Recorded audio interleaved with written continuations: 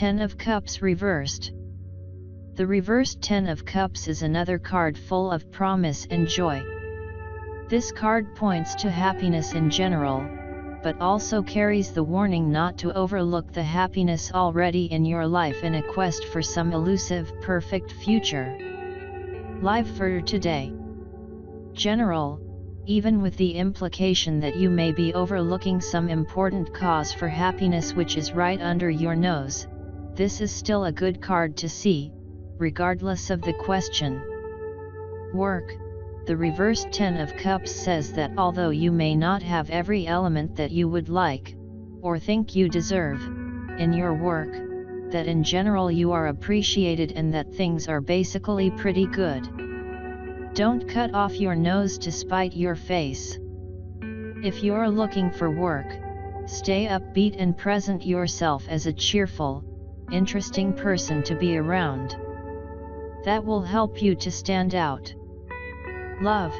If you are already in a romantic relationship when you receive the Ten of Cups reversed, you may be spending far too much time questioning it and dreaming about the one that got away. Pay attention to the here and now. The thing about fantasy partners is that they are perfect. Don't ruin a perfectly decent relationship unless you don't have any feeling whatsoever for your current partner. If looking for love, this card reminds you that everyone is an individual. Don't hold up new potential partners to impossibly high standards. Finances. As with the upright Ten of Cups, the reversed 10 shows that money seems unlikely to be a problem, or at least not for long, when this card appears. The reversal reminds you though that gratitude for what you do have, rather than bemoaning what you do not have, is a large part of increasing your financial resources. Give thanks. Help others when you can. Health. When you pull the reversed Ten of Cups, it's a reminder that in this day and age we must all guard against holding ourselves up to impossible standards. No one stays young forever, everyone's physical strength wanes slightly given enough years, and so on.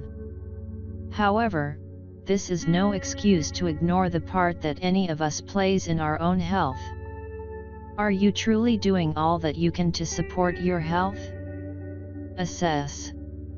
Spirituality. Focus on and give thanks for the many blessings in your life. Destroy the habit of comparing yourself to others. Comparisons between people are always apples to oranges. This reversed Ten of Cups reminds us, at every moment, to stay in the now and to seize the day. No matter what your circumstances, you will always have something to be grateful for, and to build on. Start there. Tarot history. The history of the tarot is shrouded in mystery. Very little in the way of concrete information is known about its origin, although many things have been written about it. We will probably never know the truth, as fact and fiction seem to be irrevocably mixed nowadays. The tarot originated in northern Italy in the early 15th century, sometime between 1420 to 1440.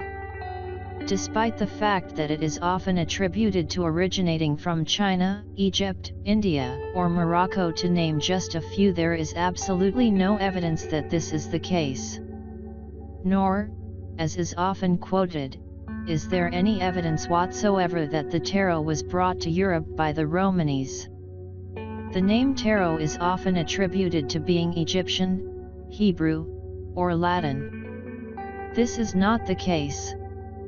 The earliest names are all Italian in origin. The cards were originally called carte de triomphe. Around 1530 the word tarocchi began to be used to differentiate them from a new game of triumphs that was in vogue at the time. The etymology of this new word is unknown. The German variant was known as tarot and the French tarot. The symbolism for the tarot is drawn from the culture of medieval and Renaissance Europe. The tarot subjects are distinctive to European Christendom. The symbolism does not come from Egypt or any of the other exotic locales often mentioned. It is often stated that modern-day playing cards evolved from the tarot. This is not the case. Modern-day playing cards came to Europe courtesy of Islam. They were an adaptation of the Islamic Mamluk cards. They appeared quite suddenly in many different European cities between 1375 and 1378. These early cards had suits of cups, swords, coins, and polo sticks, and courts consisting of a king and two male underlings. The tarot adds the Fool, the trumps, and a set of queens to this system. Sometime before 1480, the French introduced cards with the now familiar suits of hearts, clubs, spades, and diamonds. The Joker is not original to either the early form of modern-day cards, or to the tarot, but instead originated in the USA around 1857 and was used as a wild card in poker as well as the highest trump in euchre. It is also often stated that the Catholic and Protestant churches outlawed the tarot and all who used it in an effort to stamp out so-called heretical teachings. This is not the case. The Inquisition documented what the Church considered as evidence of heresy in great detail. The tarot was not even mentioned. After the Reformation, less controversial images for the Pope and Papess were substituted by card makers as the Church had objected to the original images. It is often said that the tarot was not used as a divination tool prior to 1781. The tarot was used as early as the 16th century to compose poems describing personality characteristics. There is historical evidence that in one case at least these verses were presented as relating to the person's fate. In other words, divination.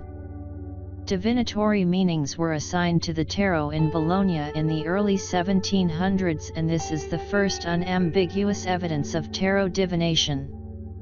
Ordinary playing cards were connected with divination as early as 1487. It is not unreasonable to think that the tarot was also. The tarot has often been attributed with being a pillar of Western esoterica occultism. This is certainly not the case. The first occult writers to discuss the tarot were Court de Gobelin and the Comte de Melot in 1781. The tarot was not mentioned in any occult work for the first 350 years of its existence. The terms Major Arcana, Minor Arcana, High Priestess, and Hierophant are anachronistic when referring to the older tarot decks. The historically appropriate terms are the trumps and the fool, the suit cards, Papess or Popess, and Pope. Likewise, pentacles and wands are relatively recent substitutions for the traditional suit names of coins and staves or batons. The original Italian titles of the cards were in some cases different from the later French titles that have become familiar to us through the Tarot de Marseille and its descendants. Also, the ordering of the trumps varied considerably in Italy where the cards originated. It is not known which ordering is the earliest one. Even the number of cards in the deck varied a great deal. So care should be used in making statements about the original meaning of the cards based on the familiar titles and ordering. Many believe that the Waite-Smith Tarot is the original, standard, or most authentic tarot deck in existence. This is absolutely untrue. The Waite-Smith/Rider-Waite deck was created in 1909, not even 100 years ago, making it a relative newcomer in the almost 600-year history of the tarot. There is actually no definitive version of the tarot.